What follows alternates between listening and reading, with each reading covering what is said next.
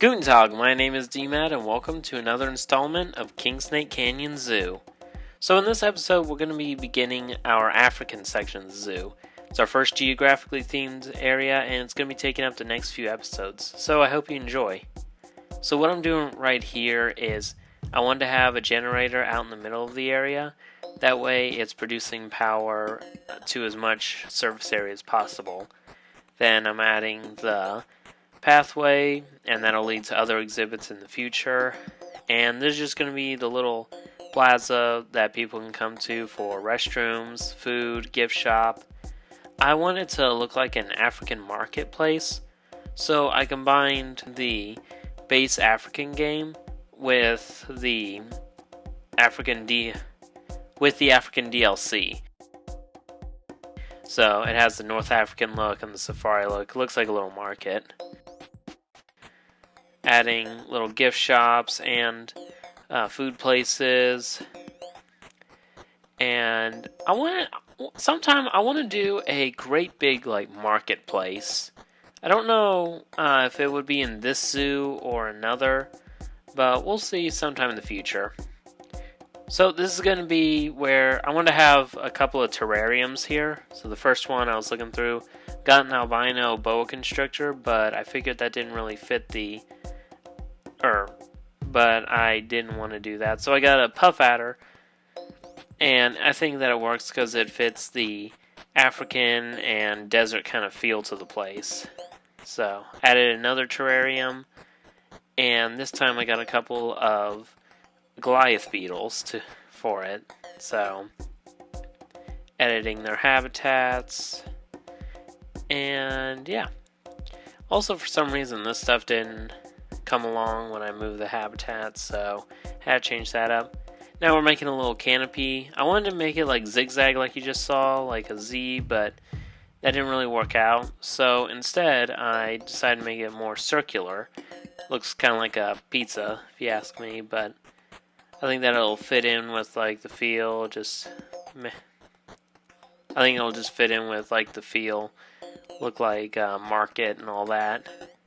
Adding all the post in the center. Then I was looking for like a little centerpiece for the top. Eventually settled on that little teardrop looking thing. And then I put around so as much area was covered. So yeah. Now I'm making a little picnic area.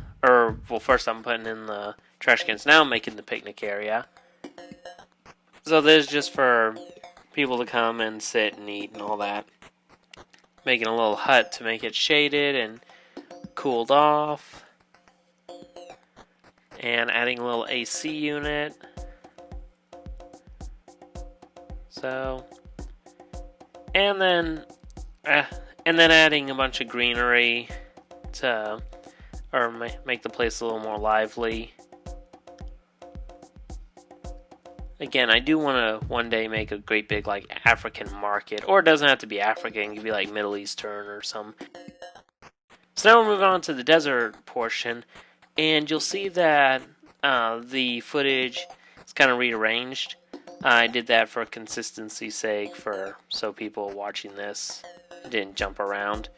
But this area, I'm making a little sloped, and I want this to look natural as possible, so rather than a traditional fence all the way through, I'm making a rock wall, or I'm making like a mud rock wall. You can see I'm adding the invisible fence, and then yeah, so no barrier, all except for this spot up here. That way, because it's more sloped, that way keepers can get in and out. Now I'm just steepening the wall, making it as escape-proof as I can. And now I'm adding the watering hole, so they'll have a consistent source of water. And then all their food is going to be up front. That way it's easy for the keepers. Then behind the great big rock is where I'm putting all the barns, and I'm putting some extra feeders and waters, you can see right there. That's more of just if they want to get out of the public eye. Adding some enrichment around the savannah, some sprinklers, and also I want to put in a little dock. So built a little dock, and I gotta say, I actually do like the posts for the for building the dock. So might use them in future stuff. Might use them in future builds for supports. So making the pathway for guests to be around, and adding the trash cans and the benches. And now I'm doing the canopy because, you know, gotta have shade. Surprisingly hard to find the right angle for the straw roofs. Adding some supports in, and just line everything up.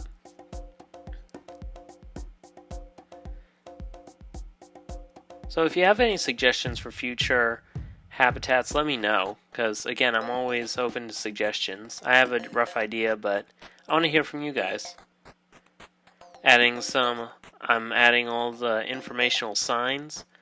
So this is going to be for all the African animals. So the Nyala, zebra, gemsbuck, ostrich.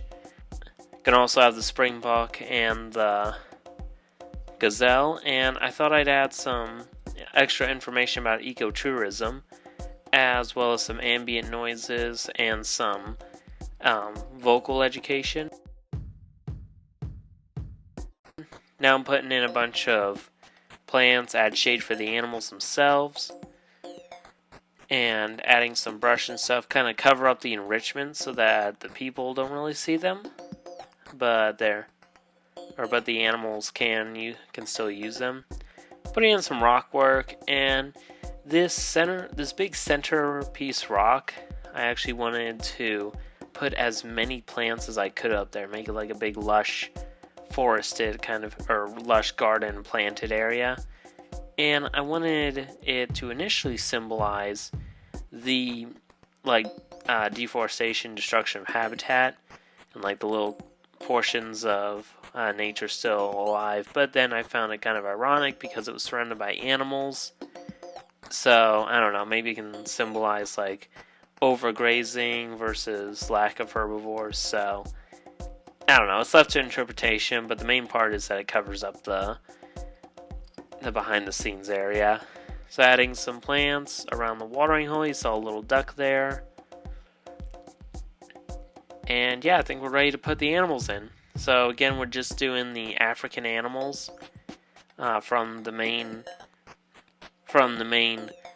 host stock pen, the gemsbuck, the zebras, and I'm also bringing in one of the goats. So that can be like an emotional support goat, or it can symbolize like the African farmers having their goats in the savannah. We'll see. Putting some of the settings back from the last episode. And yeah, so the main habitat will be left to the... Oh, real quick. The beetles overpopulated, so I went ahead and sold off a bunch of them. So changing a bunch of signs. I think I want to leave the main habitat to the llamas and all those guys. Leave the main habitat to the llamas and fallow deer and kangaroo. Had a little ostrich escape, fix that up real quick. And yeah, add some extra staff, and I think that does it. So if you enjoyed this video, please consider liking and subscribing to the channel, as well as following us on our other platforms. Links will be in the description below. And share this video out there to anyone who loves Planet Zoo, animals, African habitats, or zoos and animals in general. I hope you enjoyed this video, and remember, always be prepared, do good daily, and love nature. For your life is a canvas, and you have the brush. Auf Wiedersehen!